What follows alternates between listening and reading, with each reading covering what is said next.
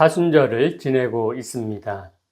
사순절은 주님의 고통으로 나를 돌아보는 귀한 시간이 되자는 그러한 바람을 말씀드렸습니다. 그리스도의 고통으로 인해 나를 살게 하는 것입니다. 그리스도의 아픔이 나의 흠과 죄를 찾아내게 하는 것입니다. 그래서 우리는 하나님 앞에서 모든 것을 용서해 주시는 하나님의 사랑 앞에서 회개하는 것입니다. 회개는 하나님 앞에서 다시는 죄를 짓지 않도록 반복된 죄의 행동을 하지 않는 것입니다. 그만큼 회개는 우리의 영과 마음을 다시 초기화하는 것이고, 그래서 힘이 들고 통증이 있습니다. 그래서 회개하는 심령은 아프지만 아름답다라고 했습니다. 사람의 몸과 마음이 아프다는 것은 상처를 동반합니다. 이 세상을 살아가는 존재는 상처 하나쯤은 가지고 있습니다. 정호승 시인은 풀잎에도 상처가 있고 꽃잎에도 상처가 있다라고 시를 썼습니다. 당연히 사람에게도 상처가 있습니다. 내 잘못이든지 타인에 의해서든지 상처가 날 수가 있습니다. 이 세상에서 상처가 없는 사람은 아무도 없습니다. 그 상처가 크고 작을 뿐인 것이죠. 다 상처를 가지고 있습니다. 상처를 드러내지 않을 뿐 상처를 주기도 하지만 의도하지 않았는데 그냥 던진 말 한마디가, 행동 하나가 상처를 주기도 합니다. 가족, 연인처럼 사랑하는 사이일지라도 서로 상처를 주고받으면서 사랑하게 됩니다. 나도 그리하면서 왜 내게 상처를 주느냐고 따지는 것은 어리석은 것입니다. 그런데 많은 사람들이 자신이 가진 상처가 제일 크다라고 생각을 합니다. 자신의 상처만 볼 때가 많습니다. 자기를 가장 많이 사랑하기 때문이고 자기가 기준이 되기 때문입니다.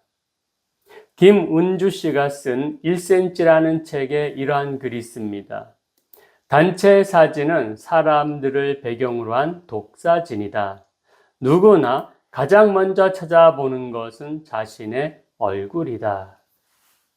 우리는 한 번쯤 경험해 봤을 것입니다. 단체 사진에서 자기 얼굴 찾기 또는 자녀 졸업 앨범에서 내 자녀 얼굴 찾기 등등. 사람들은 언제나 자기 자신에게 제일 관심이 많습니다. 그 많은 사람 중에서 내 얼굴을 먼저 찾는 거죠. 자신의 상처에만 관심이 많은 것입니다. 그런데 모든 사람이 다 그렇다는 거죠. 그러므로 모든 사람에게 상처는 다 있습니다.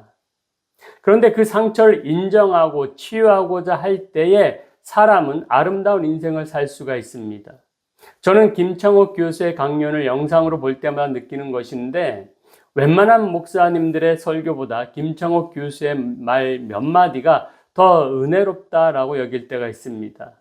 그 강연 장소에는 주로 상처받고 상처 주는 부부, 가족, 친구 등이 나와서 그 상처를 고백하고 상처를 치유받습니다. 그 순간만큼은 정말 아름답습니다. 인생이 아름다워질 거라는 기대가 생기게 됩니다. 교회는 저는 교회가 그래야 된다라고 생각을 합니다. 천국이 그런 것이기 때문입니다. 상처가 치유되고 아름다운 삶이 시작되는 곳이라고 생각합니다.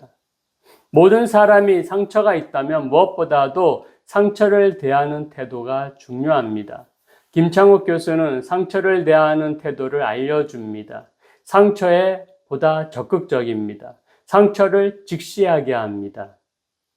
골마 들어가는 상처를 들여다보고 울고만 있으면 이 또한 그러한 상처가 낫기보다는 더 힘들어집니다. 그러나 상처를 제대로 보고 그 상처에 약을 바르고 호호 불어주면서 돌봐주게 되면은 그 상처는 오히려 긍정과 소망이 될 수도 있습니다. 그런 면에서 김청옥 교수의 말 한마디가 상처를 치료하는 약이 되고, 약 처방을 받은 우리는, 시청자는 그 상처를 돌보게 되면서 더욱 긍정적인 마음을 갖게 됩니다. 그래서 우리의 말은 마음의 표현일 때가 많습니다. 하루 종일 나의 말을 뒤돌아볼 때에 긍정적인 말이 많은지 또는 부정적인 말이 많은지 헤아려 봐서 더 많은 쪽의 말을 하는 나는 부정적인 사람인지 긍정적인 사람인지 구분할 수가 있습니다. 중요한 것은 긍정의 마음은 사람을 행복하게 해준다는 사실입니다. 그래서 우리는 긍정적인 마음을 가지는 것이 중요합니다. 그래서 우리는 또한 말을 할 때에 뭐뭐 때문에 하면서 부정적인 말을 하기보다는 뭐뭐 덕분에 라고 하는 긍정의 말을 하는 것이 중요합니다. 세상은 내가 어떠한 마음을 먹고 보느냐에 따라서 동일한 현상도 다르게 볼 수가 있습니다. 그러므로 우리에게 있는 상처를 대할 때에 우리는 상처 때문에 아픈 삶이 아니라 상처 덕분에 아름다운 삶을 살아야 하는 것입니다. 분명 상처는 부정적인 요소입니다. 그러나 동일한 상처이지만 상처 때문에 아픈 사람이 있고 상처 덕분에 아름다운 삶을 살아가는 사람들이 있다는 것입니다. 우리는 상처 때문에 아픈 사람이 아니라 상처 덕분에 아름다운 사람들이 되어야 할 줄로 믿습니다. 창세기 37장 이하에는 요셉의 이야기가 나옵니다. 우리가 잘 아는 대로 요셉은 형들로 인해서 절대 치유될 수 없고 잊혀질 수 없을 정도의 아주 큰 커다란 상처가 생겼습니다. 오늘날 사람들이 요셉과 같은 일을 겪는다면 형제지간이 아니라 원수지간이 될 것입니다. 그렇지만 형들의 입장에서 보면 요셉의 형들이 요셉에게 행했던 그런 만행은 어쩌면 요셉 때문에 생긴 상처가 바로 그 원인입니다. 형들은 아버지가 요셉만 편애한다라고 느꼈습니다. 더욱이 요셉이 꾸었다고 하는 꿈 내용은 형들을 조롱하는 정말 싸가지 없는 동생이 상처에 상처를 입혀서 덧나게 하는 그런 모습일 뿐입니다. 그래서 창세기 37장 19절에서 꿈꾸는 자가 오는도다 라는 말이 우리에게는 참 멋지게 들려지는 그런 말이지만 실상은 요셉의 형들이 동생 요셉을 비아냥대는 소리일 뿐인 것입니다. 형들에게는 요셉에 대한 상처가 있었고 요셉은 형들에 대한 아픈 상처가 분명히 있었습니다. 하지만 결과적으로 형들은 상처 때문에 아파서 요셉을 죽이려고 했고 요셉은 상처 덕분에 더 아름다운 삶을 살 수가 있었던 것입니다. 요셉은 형들에게 이렇게 고백을 하죠. 하나님이 큰 구원으로 당신들의 생명을 보존하고 당신들의 후손을 세상에 두시려고 나를 당신들보다 먼저 보내셨나니 그런즉 나를 이리로 보내니는 당신들이 아니요 하나님이시라. 하나님이 나를 바로에게 아버지로 삼으시고 그 온 집의 주로 삼으시며 애굽 온 땅의 통치자로 삼으셨나이다. 아멘. 요셉은 자신을 애굽 땅으로 보내신 분이 형들이 아니라 하나님이라고 고백하고 있습니다. 결국 요셉은 그 아픈 상처가 하나님의 섭리 가운데 있었음을 깨달았습니다. 그러자 상처는 더 이상 상처가 아니었습니다. 요셉은 형들을 용서하였고 오히려 앞서 행하신 하나님을 찬양하고 감사했습니다. 그런데 요셉은 왜 상처 덕분에 더 아름다운 삶을 살 수 있었던 것일까요? 2005년도 조선일보의 천냥이 시인이 이런 말을 했습니다. 아름다움이라고 처음부터 그냥 아름다움이었을까? 아닐 것이다. 아름다움도 그 나름대로 숱한 상처를 지나왔을 것이다. 그래서 나는 아름다움이란 상처가 피어낸 꽃이라고 말하고 싶다. 아름다움이란 상처가 피어낸 꽃이다. 상처를 알고 슬픔을 사귄 사람만이 아름다움을 꽃피울 수 있을 것이다. 물론 하나님의 아름다움은 처음부터 아름다움입니다. 그러나 사람에게 있어 아름다움은 상처의 흔적이 사람을 사람답게 보이고 그런 흔적을 딛고 일어서는 영혼이 마치 상처가 피어낸 꽃처럼 아름답게 보일 것입니다. 정호승 시인이 말한 것처럼 풀잎에도 상처가 있습니다. 꽃잎에도 상처가 있습니다. 그런데 상처 많은 꽃잎이 더 향기롭습니다. 소나무가 고유의 그 향인 송진의 향을 내뿜으려면 몸에 상처가 나야 합니다. 그렇다면 나의 상처도 나의 아름다운 향을 내게 하지 않을까요? 발산하지 않을까요? 상처의 고통을 견뎌내는 적극적인 인내의 힘이 진주와 같은 아름다움을 낳는 것입니다. 영롱한 진주도 처음에는 하나의 상처였습니다. 조개는 상처를 내는 침입자 모리아를 어떻게 밖으로 내보낼 수 있는지 그 방법이 없었을 것입니다. 오직 방법이 있다면 자신의 체액으로 그 모리아를 두텁게 감싸는 일밖에 없었습니다. 오랜 시간 동안 정성을 다해서 상처를 보듬고 감싸는 일. 조개가 모래를 계속해서 체액으로 감싸가지고 더 이상 상처를 안 받도록 노력하는 일. 그것이 아름다운 보석을 만드는 일이었습니다. 그런 의미에서인지 이석기 시인은 누가 그랬다. 상처가 없는 사람은 없다. 그저 덜 아픈 사람이 더 아픈 사람을 안아주는 거다. 라고 시를 썼습니다. 상처로부터 배운 사람, 아픔으로부터 아름다움을 만들어낼 수 있는 사람은 진정으로 성숙한 아름다움을 가질 수가 있습니다. 요셉의 삶이 아름다운 이유도 바로 여기에 있습니다.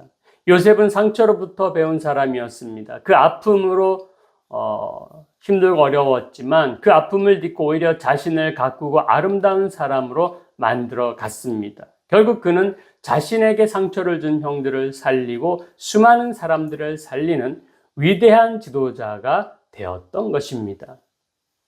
그러면 상처 덕분에 아름다운 삶을 살기 위해서는 어떻게 해야 합니까?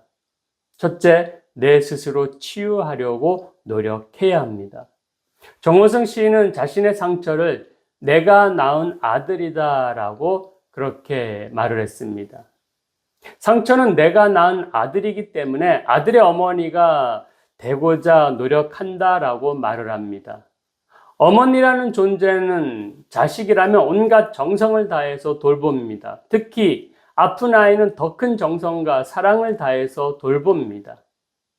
그러니 상처가 내 자녀인데 어찌 방관할 수만 있겠습니까? 만일 엄마가 아기를 돌보지 않으면 그 아기가 어떻게 되겠습니까?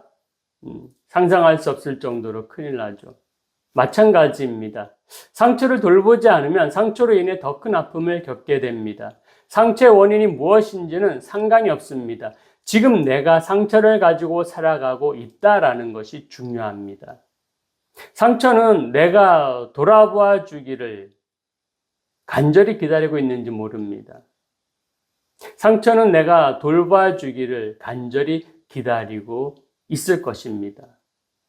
가만히 생각해 보면 상처를 받는 것의 궁극적인 책임은 나 자신에게 있습니다. 상대를 상처 주어도 상처를 받지 않으면 되는데 내가 상처를 받았기 때문에 상처가 생긴 것입니다. 그러므로 내 상처는 내가 돌봐야 합니다. 그래서 상처가 내 자식이 되는 것입니다. 그러므로 상처를 돌봐야 합니다. 우리가 칼에 손가락이 베이면 소독을 하고 약을 바르고 붕대나 밴드를 붙입니다. 이런 치료를 언제까지 합니까? 다 나을 때까지 꾸준히 그렇게 해야 합니다. 우리 마음의 상처도 이런 돌봄이 필요합니다. 상처는 그냥 내버려 둬야 할 것이 아닙니다. 우리가 돌봐야 할 나의 자녀입니다. 자녀들을 잘 돌보듯 상처도 잘 돌볼 때에 치유된다는 사실을 기억하시기 바랍니다. 둘째, 우리의 상처를 하나님께 가져가야 합니다.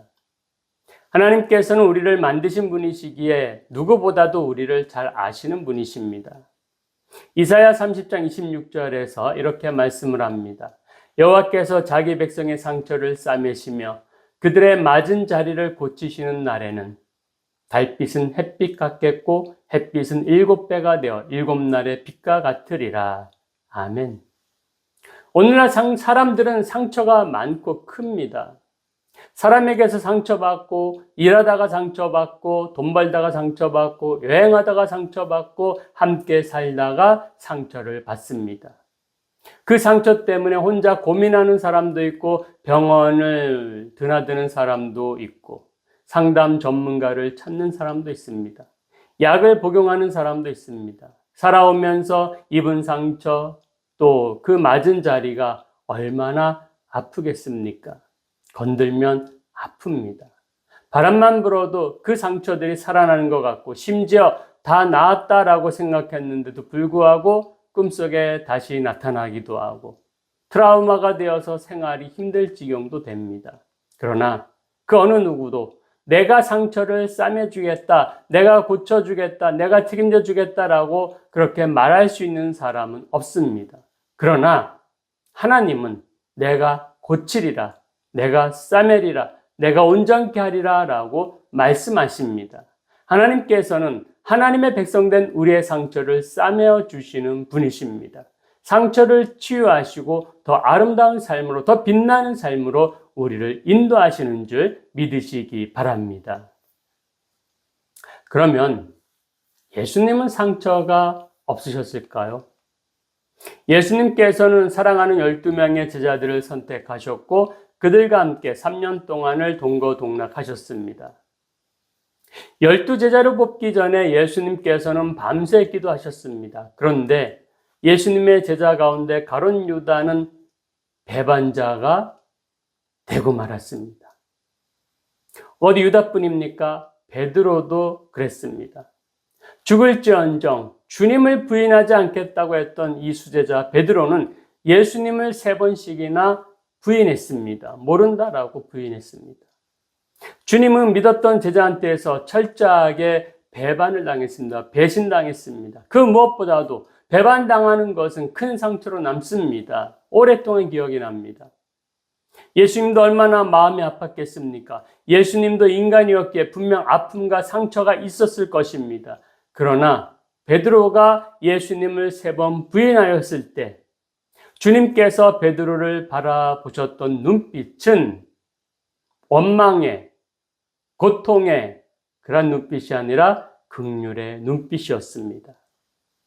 괜찮다는 눈빛이었습니다. 그리고 이 실수를 통해서 베드로가 주님을 위해 더 귀한 제자로 쓰임받으실 것을 기대하는 눈빛이었습니다. 베드로에게도 주님을 3번씩이나 부인했다는 사실이 얼마나 큰 상처가 됐겠습니까? 하지만 주님은 베드로가 그 상처 덕분에 아름다운 삶을 살기를 기대하시면서 바라보셨던 것입니다. 실제로 베드로는 그 상처 덕분에 정말 주님께 귀하게 쓰임받는 아름다운 삶을 살았습니다. 베드로를 향한 주님의 눈빛은 여전히 우리를 향해 있습니다. 주님은 우리가 상처 때문에 아파하는 것이 아니라 상처 덕분에 아름다워지기를 원하십니다. 믿으시기 바랍니다. 이제 우리는 주님의 은혜로 인한 상처 덕분에 아름다운 삶을 살 수 있게 되었습니다. 그러나 자신의 상처에 머물러서는 안 됩니다. 내 상처만 가지고서 내 상처로 아름다운 삶을 살고자 하면 안 됩니다. 시인의 시처럼 덜 아픈 사람이 더 아픈 사람을 안아주는 그러한 삶이 되어야 합니다. 상처 때문에 아파하는 사람들을 상처 덕분에 아름다운 삶을 살 수 있도록 도와주어야 합니다. 헨리 나우엔의 저서 상처 입은 치유자에 의하면 사람들은 상처를 받으면서 살아갈 수 없는 존재인데 상처가 치유되지 않으면 또 다른 사람에게 상처를 주게 되어 있다는 것입니다. 그래서 상처를 치유받아야 한다는 것입니다. 그러면 상처를 치유받은 사람들은 상처를 입은 사람들을 치유할 수 있는 상처 입은 치유자가 된다는 것입니다. 상처 입은 치유자. 아파본 사람이 진심을 다해서 아픈 사람을 위로해 줄 수 있고 기도해 줄 수가 있습니다. 병실에서 오랫동안 병과 싸워서 치유된 사람이 또는 고통을 당해본 사람이 병실에서 한우들을 위해서 정말로 위로해 줄 수 있고 기도해 주는 것이 목사 한 사람의 기도와 전도보다 더 큰 힘과 격려와 전도가 되는 것을 우리는 간증들을 통해서 잘 알 수가 있습니다. 이 세상 모든 사람에게도 상처가 있습니다. 많은 사람들이 이 상처 때문에 많이 힘들고 아파합니다. 그러나 이 세상의 많은 상처 앞에서 이제 우리는 상처 때문에 아파하는 것이 아니라 상처 덕분에 아름다운 삶을 살도록 해야 하는 것입니다. 그래서 상처를 피하지 말고 상처를 내 자녀를 돌보듯이 잘 돌보아야 하는 것입니다. 내 상처를 주님께 맡겨 드리시기 바랍니다. 그럴 때 우리는 상처 입은 치유자가 되어서 또 다른 상처 입은 사람을 치유할 수가 있습니다. 상처 입은 치유자의 아름다운 삶을 사는 그리스도인이 다 되시기를 주님의 이름으로 축원합니다. 기도하시겠습니다. 사랑이 많으신 하나님, 사순절을 지내면서 주님의 고통을 통해 우리의 모습을 돌아봅니다. 우리는 상처 입은 사람들 중에 하나입니다. 세상에는 많은 사람들이 상처를 입고 살아가고 있습니다. 그런데 그 상처 때문에 아파하고 힘들어하는 것에 멈추는 것이 아니라 그 상처 덕분에 아름다운 삶을 살아가야 한다는 이 사실을 우리가 분명히 알아야 합니다. 우리가 그 상처를 피하지 말고 상처를 돌보면서 내가 치료하고자 노력해야 합니다. 또 그 상처를 가지고 하나님 앞에 가지고 가야 합니다. 그럴 때 우리는 상처를 치유받을 수 있습니다. 그리고 우리가 치유받은 그 상처를 가지고서 또 다른 상처 입은 사람에게 다가가 그들을 치유하는데 도움이 될 수 있도록 노력해야 합니다. 그래서 우리는 상처 입은 치유자가 될 수가 있습니다. 오늘도 상처 입은 치유자로 살아가는 죄들 될 수 있도록 우리 주님께서 은혜를 베풀어 주시옵소서. 감사드리며 거룩하신 예수님 이름으로 기도드리옵나이다. 아멘.